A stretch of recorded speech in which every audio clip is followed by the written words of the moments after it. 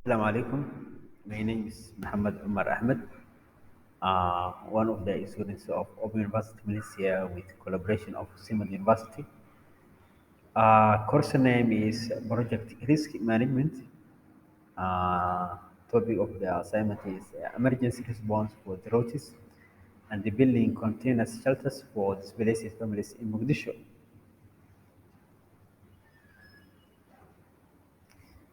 In this presentation, I will present these topics: introduction, background of the project, types of risks in this project, factors that need to be taken care of when designing response plan, and the final one, project database and documentation.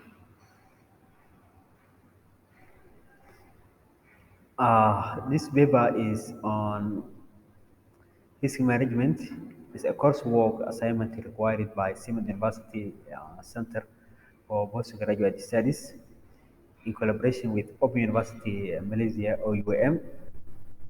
The primary goal of this assignment is to put risk management into practice by describing and proposing risk response plan that is taking place in one of the projects that is emergency response for the routes and the building container shelters for displaced families in Mogadishu, which is joint venture by Japan National Wide distributor of containers and real British goods in Somalia. And finally, we will discuss three pieces of documentation. Background of the project. The Somali displaced crisis is one of the most challenging mass displacement conditions in the world. Over the last 30 years, hundreds of people have fled Somalia due to political instability and risk civil combat that broke out in 1990. In 1991, there was a clan-based war in Mogadishu and all of Somalia. In situation of displacement and the result of the war, there are always the loss of personal property, and often people flood with a little more than the clothes they are wearing. Permanent shelters and the basic NFI provide uh, the, to support these displaced families.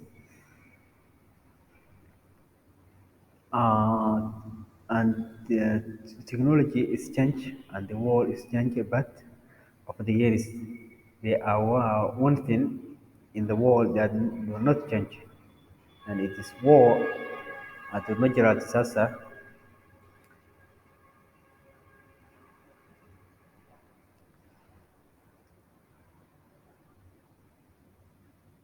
Displaced families need shelters.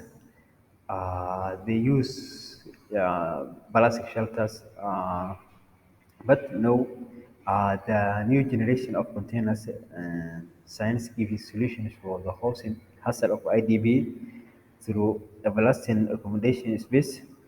The new generation containers has special blessing in solving the issue of IDB housing of the humanitarian crisis.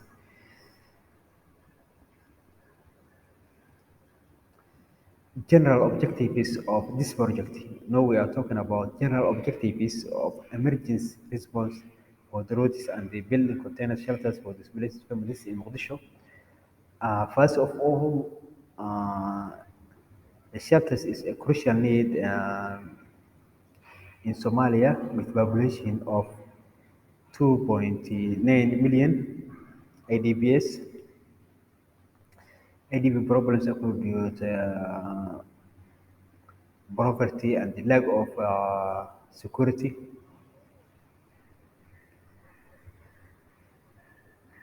Why this project use container shelters instead of the plastic shelters and the tents? The main reason is that we use container shelters is there are many problems with plastic shelters such as lack of privacy, lack of non-public life, lack of space, all family members, they sleep as one of plastic shelters, lack of chance to think about the emotion of others, inclusive of fear, unhappiness, and grief.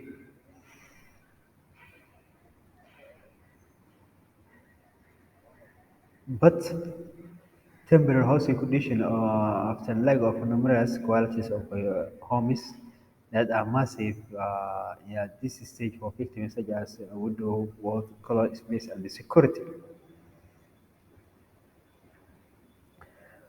On the other hand, container house are construction that provide safe and the holds residence areas and the grant safe use building sites and the labor camps. One of the most important issues in long time construction project is the provision of drone areas in the short term possible for the sheltering wishes of technical personnel and workers in building sites and labor camps.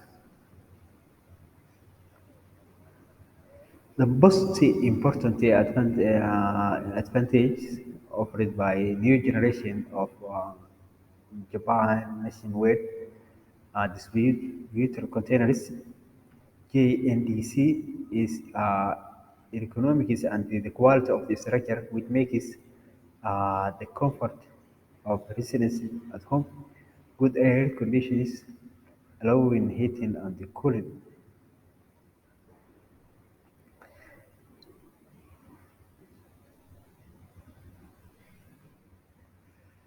Project Jata is a consensus document that explains project in clear concept terms of the high-level management. Project Jata describes all projects to help teams quickly understand goals, objectives, timeline, and the stakeholders. This is important deliverables in any project, and one of the basic deliverables mandated by the BM book. Project organization joint venture. This is a joint venture project implemented by the Real Good in Somalia and the Japan nationwide distributor of countries in containers in Japan. The Real Good is a non-profit. DBG is a non-political and the non-profitable humanitarian relief and diplomatic local organizations which work is to save lives and to promote self-reliance and the dignity to human transforming going beyond the relief and diplomacy with headquarters in Mogadishu.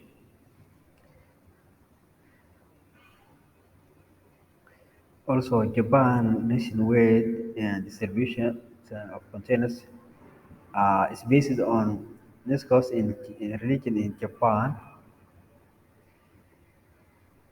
Now we are talking about types of risks in this project. There are three risks in this project.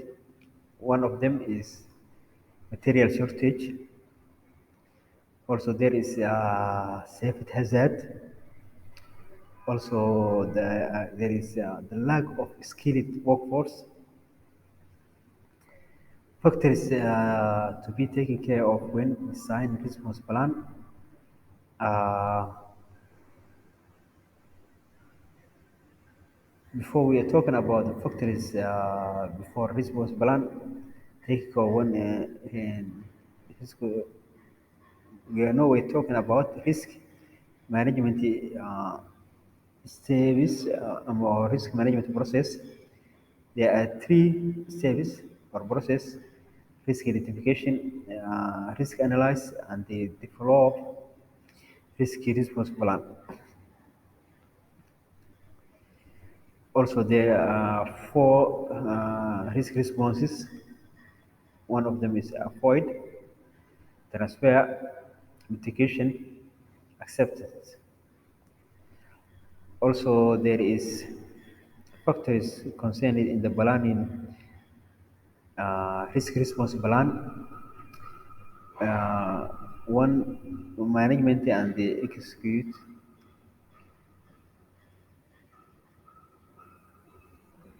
also commitment, cost, usage, assumption, review, and the final one.